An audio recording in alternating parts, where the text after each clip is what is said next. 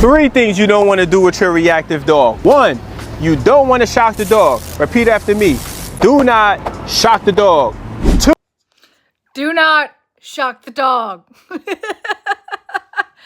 Yes, 5,000%. But let me explain why, because this guy, it's just kind of a short clip. So let me tell you why you shouldn't shock the dog. Well, it's cruel. Yeah, I mean, that's animal cruelty.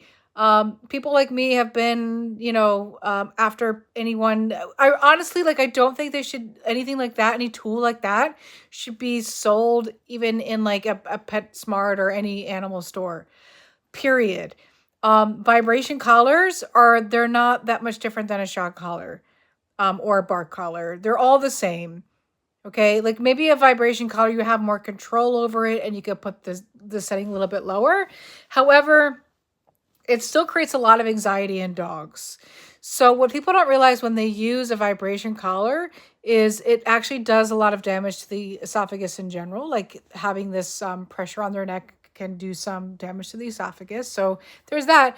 But there's also this psychological thing that starts to happen where when you use a vibration collar or a shock collar to create a negative association with something, which is typically what it's used for, you're not only creating a negative association with the thing that you're trying to create a negative association with, but you're also creating a negative association with the grass, the trees, the cement, the sounds that the dog hears. Maybe there's a siren going on. Maybe there's kids playing, right?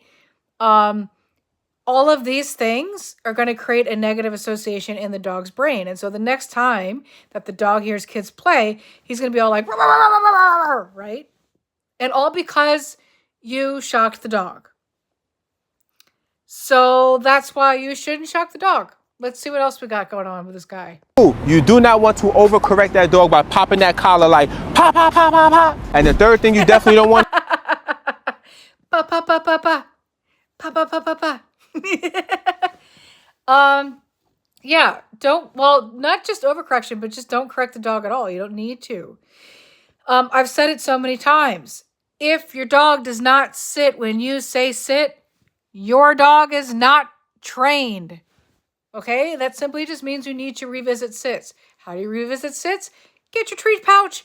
Teach him how to sit again. That's it. You don't need to start doing leash pop because the dog didn't sit.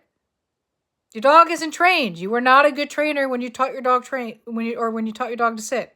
Okay? All of us fail at something. All of us. Even trainers, even like trainers like me, even the most professional trainers, even trainers that have been in the industry for 30 years, we still fail at certain things.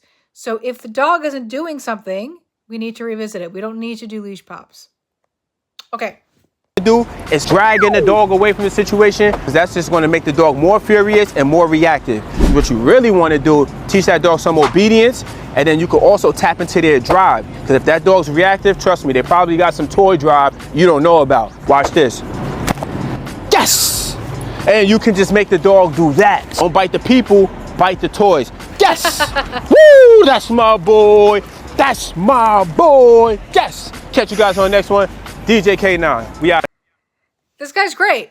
DJ K9? Yeah, DJ K9 dog training.